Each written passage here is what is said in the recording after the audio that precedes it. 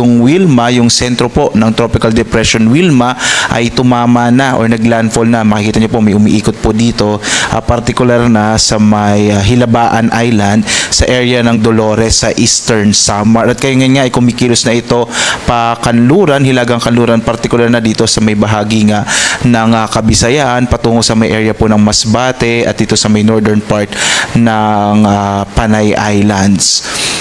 As of 4 a.m., ang lokasyon ng bagyong Wilma ay nasa may malapit po sa Calbayog City sa lalawigan ng Samar. Taglay pa rin ng bagyong Wilma ang pinakamalakas na hangin na nasa 45 kilometers per hour malapit sa gitna at pagbugso naman na nasa 75 kilometers per hour. Kumikilos ito, medyo bagal pa rin po, Pakanluran, Hilagang Kanluran sa bilis na 15 kilometers per hour. At makikita natin ngayong araw at tatlong weather systems pa rin na nakakaapekto sa ating bansa.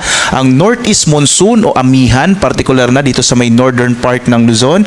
Ang shear line, ito po yung mga kaulapan na nakikita nyo sa may silangang bahagi ng Luzon at ang bagyong Wilma.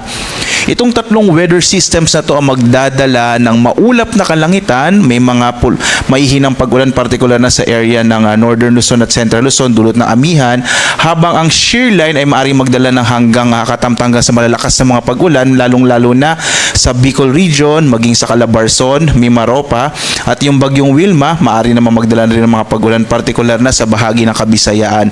Sa Metro Manila, inaasahan natin na posibleng maging maulap yung kalangitan ngayon na may mga katamtamang mga pag-ulan na dulot po ito ng shear line, no? Ito po yung banggaan ng mainit na malamig na hangin, mga kaulapan na dala nga ng shear line. Mapapansin po natin dito sa Ilocos region at sa may bahagi ng Mindanao walang masyadong kaulapan, kaya inaasahan po natin ngayong araw mas maaliwalas sa panahon ang mararanasan sa malaking bahagi ng Mindanao at gayon din sa Ilocos region. Mga localized thunderstorms ang mararanasan sa Mindanao, habang mga isolated o pulupulong mahinang pag-ulan naman sa Ilocos region na dulot ng hanging amihan.